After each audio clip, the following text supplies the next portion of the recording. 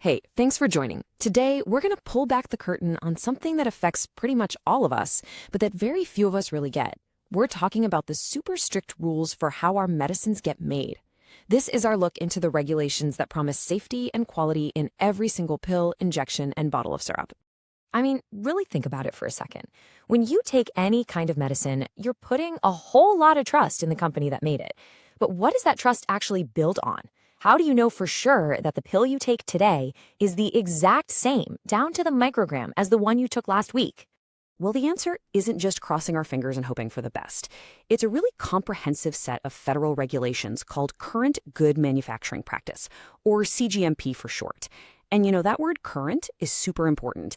It means these practices have to keep evolving with the absolute latest in technology and scientific standards. Okay, so let's break this down. cGMP is, for all intents and purposes, the FDA's official rulebook for drug manufacturing. Its whole goal is to make sure that every single batch of a drug is made and controlled according to really strict quality standards.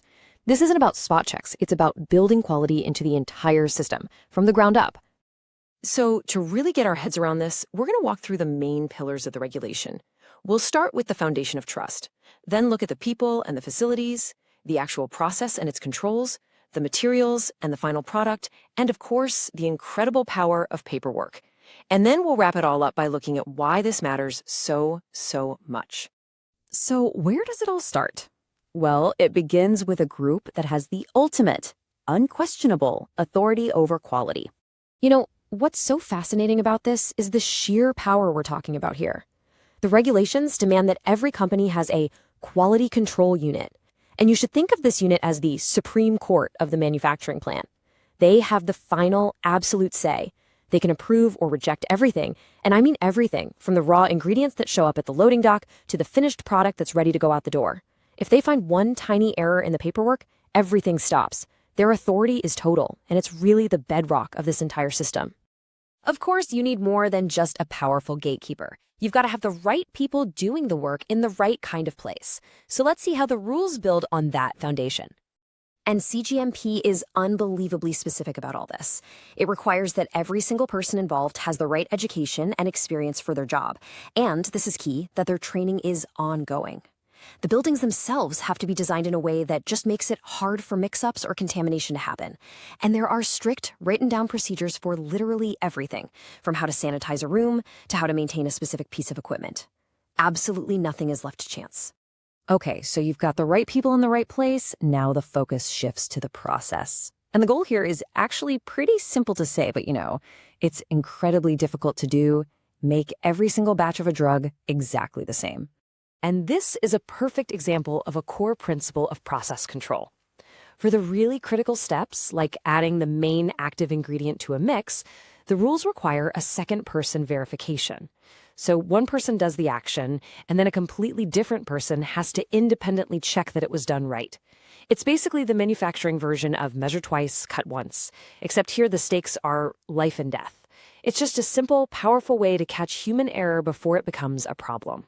Right. And these checks don't just happen at the very beginning and the very end. The rules are clear. Manufacturers have to test the product while it's being made.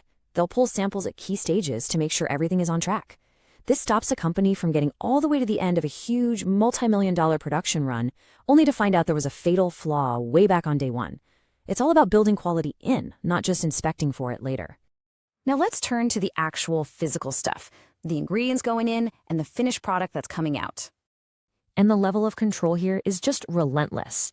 When raw materials come in, they get put into quarantine. Nobody can touch them until that quality control unit we talked about tests them and gives the official green light. Labels are controlled just as tightly to prevent one of those tragic mix-ups where the wrong drug gets put in the wrong bottle. And the control keeps going even after the drug is made, with rules for scientifically proving an expiration date and making sure the oldest products get sold first. So we've got the right people in the right place, using the right process on the right materials.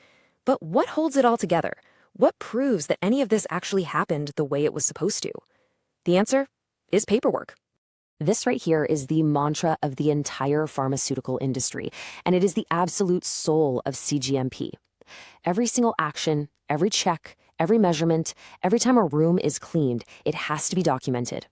This creates this incredibly detailed, auditable trail that allows an FDA inspector to basically travel back in time and reconstruct the entire history of one single batch of medicine, sometimes years after it was made.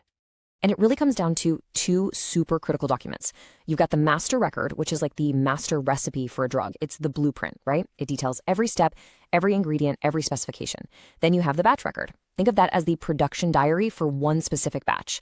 It's basically a copy of that master recipe, but it gets filled out in real time with signatures, dates, and data, proving that every single step was followed exactly as written. So, after hearing all this, it's pretty clear these rules are incredibly thorough, right? But what happens when companies don't follow them? What are the actual real-world consequences? Well, the consequences can be incredibly severe. It can start with massive product recalls and very public warning letters from the FDA. It can escalate to the government actually seizing products and leveling huge fines.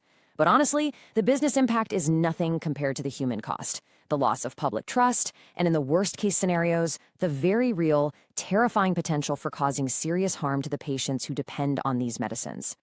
And really, that's what this is all about. cGMP isn't just a bunch of bureaucratic red tape. It's a system that's designed to fulfill a promise. It's the promise from every single manufacturer, which is enforced by the FDA, that the medicine you trust with your health is safe, it's effective, and it's of the highest quality. Every single time. So the next time you open a bottle of medicine, just take a second to look at it. Think about that incredible, unseen chain of procedures and checks and verifications. The people, the process, the paperwork, that all had to happen perfectly for that one little pill to get to you. It's a system of trust, but it's a system built on a very solid foundation of rules. If you found this helpful or want to stay updated when this regulation changes, subscribe and support the channel. And if you need the full technical details on this CFR, click the link in the description below. See you next time.